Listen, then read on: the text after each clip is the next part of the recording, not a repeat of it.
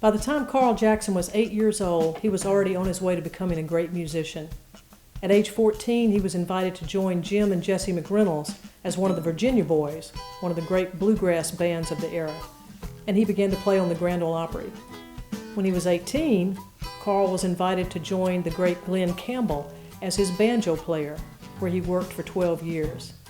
He also produced Glenn's final album, Adios, and had a very important relationship with Glenn as a mentor and a fellow musician over the years. Carl's had hundreds of songs recorded, including the #1 hit for Vince Gill, No Future in the Past. He's also an incredible producer, and one of his finest productions was Livin', Lovin', Losin', the songs of the Louvin Brothers. And for that album, he won a Grammy for Country Album of the Year. And on that album, the duet of How the World is Treating You, featuring James Taylor and Alison Krauss, also won a Grammy for Vocal Collaboration of the Year. He's had awards from the Bluegrass Music Association, Dove Awards from the Gospel Music Association, Grammy Awards from the Recording Academy. Hundreds of his songs have been recorded with sales in excess of 50 million copies. He also has a country music marker on the trail in his hometown of Louisville, Mississippi. So here he is singing a song that he wrote for his parents, Carl Jackson.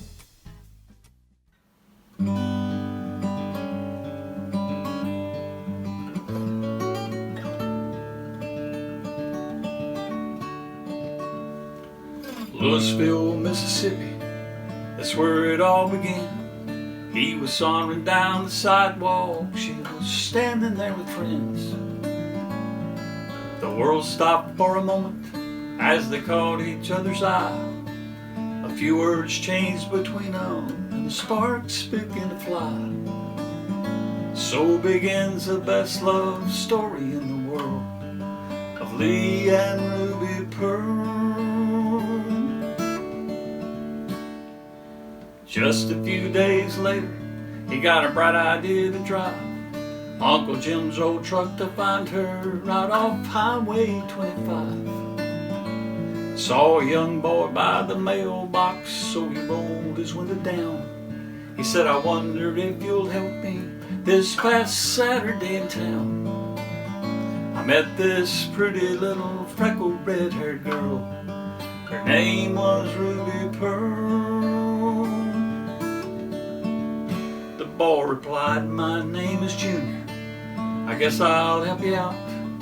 You're a jabbering about my sister. She's back up toward the house. But before we close the deal here, there's a little string attached. I kinda like the wheels you're sporting. You're gonna have to take me back. Lee said, hop in, I'll take you for a whirl. If you'll take me to Ruby Pearl. Romeo loved Juliet. Lancelot loved Guinevere, and yet when the final curtain falls, I'll bet that the story told the most around the world will be of Lee and Ruby Pearl.